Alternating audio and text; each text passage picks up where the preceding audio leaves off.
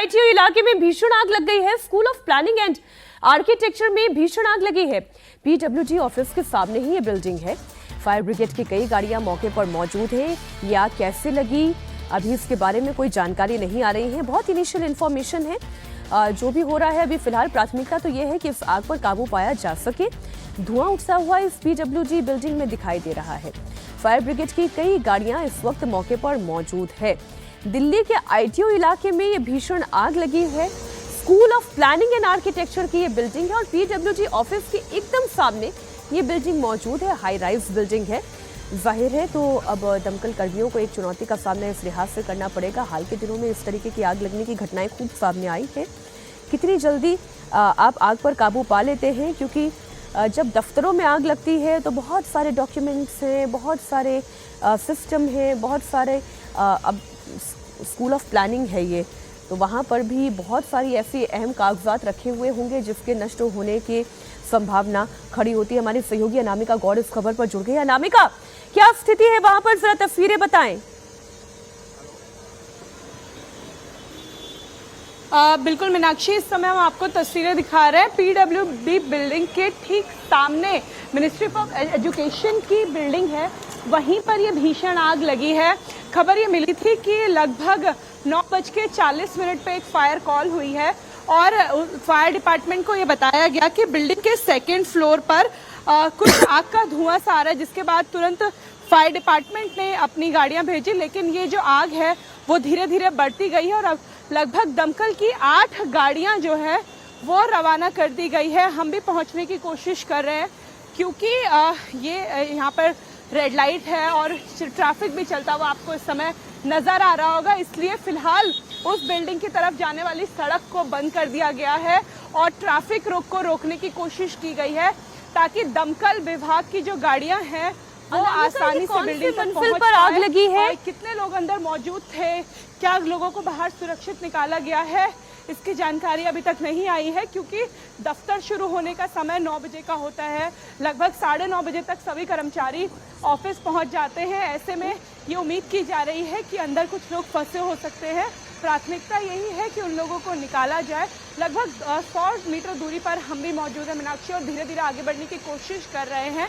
लेकिन सुबह 9:30 बजे के करीब ये आग लगी और तुरंत ही मौके पे फायर डिपार्टमेंट की टीम पहुंच गई है और फिलहाल कोशिशें की जा रही है कि पहले आग बुझा के अंदर के लोगों को रेस्क्यू कर लिया जाए। सरकारी ये बिल्डिंग है, अंदर अहम दस्तावेज हो सकते हैं, सरकारी जो मुलाजिम है वो अंदर हो सकते हैं। ऐसे में तो उन लोगों को सुरक्षित बाहर निकालना ये प्राथमिकता है मीनाक्षी।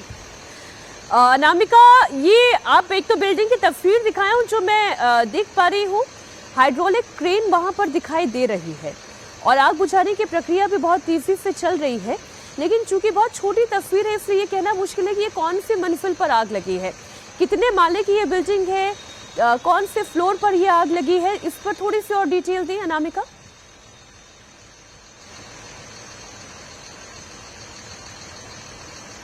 तो तस्वीरें एक बार फिर आपको बता दें, हाई राइज बिल्डिंग है और ऐसा लग रहा है ऊपर से तीसरी